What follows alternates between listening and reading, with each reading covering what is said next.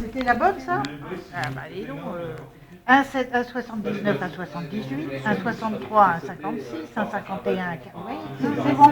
Hein 1,64, 1,59, 1,47, 1,43, c'est bon. Là, en fait, il faut essayer de découvrir quelle concentration on se trouve. Elle vous avait expliqué. Ça, c'est le test qu'on appelle de dilution croisée. On a affaire à un limasérum. Comme c'est le sérum pris sur l'animal, on prend son sérum selon l'animal, hein, c'est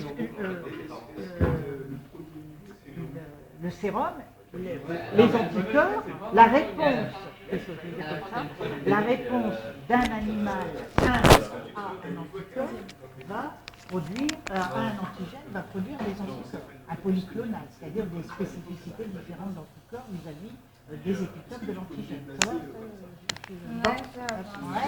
va? Et l'animal 2 va faire aussi des anticorps anti-antigènes.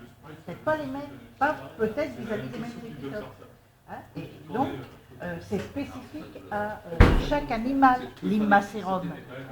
Donc, quand on utilise comme ça le sérum de l'animal, il faut le tester avant de l'utiliser. Et c'est ce test de dilution croisée. Et une fois qu'on l'a testé, qu'on a défini, celui-là, il a tel titre, c'est-à-dire qu'il faut l'utiliser à telle dilution pour faire un dosage, une fois qu'on a défini ça, on fait le dosage. Et nous, on fait les deux en parallèle parce qu'on est sur deux mesures. Donc là, vous avez fait le test de dilution croisée pour définir quelle est la meilleure dilution à utiliser pour cet immasérum-là en particulier. Et vous avez fait le dosage ici. Hein. Et on vous a donné des échantillons et vous dosez dans les échantillons s'il y a de la BSA. Et s'il y en a, eh bien, avec les courbes qui sont un peu des courbes étalons que vous avez là, vous pouvez déterminer quelle est la concentration en BSA dans ces échantillons-là. D'accord. Okay. Vous avez fait deux duplicates, c'est-à-dire deux échantillons identiques à chaque fois. Puisque, vous avez fait 1, 2 pareil, 3, 4 même dilution, etc. Donc quand vous regardez les 1 et 2, vous devez avoir à peu près la même DO. Hein, vous devez avoir la même DO. 3 et 4, vous devez avoir la même DO. Pour la dilution au 6 millième. Après, quand vous regardez votre ligne, une dilution au 12 millième, 1, 2, vous devez avoir à peu près la même DO. Hein, 3, 4, la même DO, hein, etc. Donc, vous allez tracer les courbes. Vous allez faire la moyenne des deux points qui doivent avoir la même DO et vous allez tracer les courbes qu'on vous demande de tracer sur le poly. Hein. Et puis, vous allez déterminer quel est l'intervalle le plus intéressant de dilution de l'anticorps et de concentration de l'antigène. Et puis après, vous allez calculer la concentration en BSA dans les tubes 1, 2, 3, 4, 5. Mais par contre, dans les 1, 2, 3, c'est négatif, donc ça veut dire qu'il n'y a rien. Oui. Donc on met 0 ou on met pas de... Oui, pas de BSA dans ces tubes-là. D'accord. Après 4, 5... Voilà, vous calculez comme ça fait. Voilà. Si vous avez des questions, vous me redemandez après.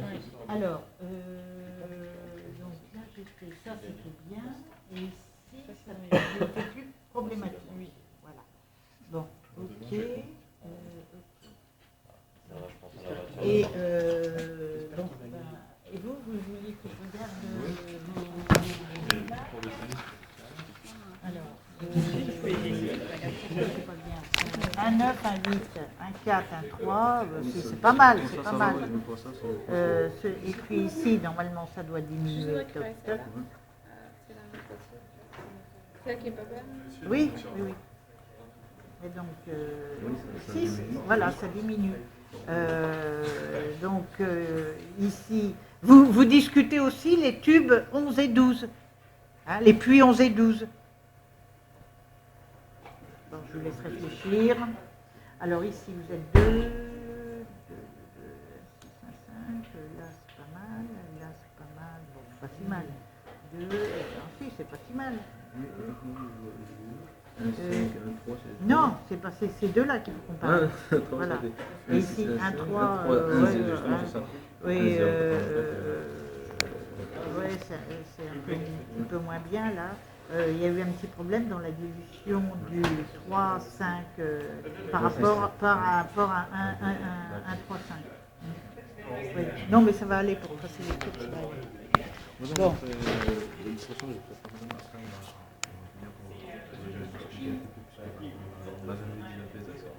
D'accord, oui, d'accord. D'accord. Bon.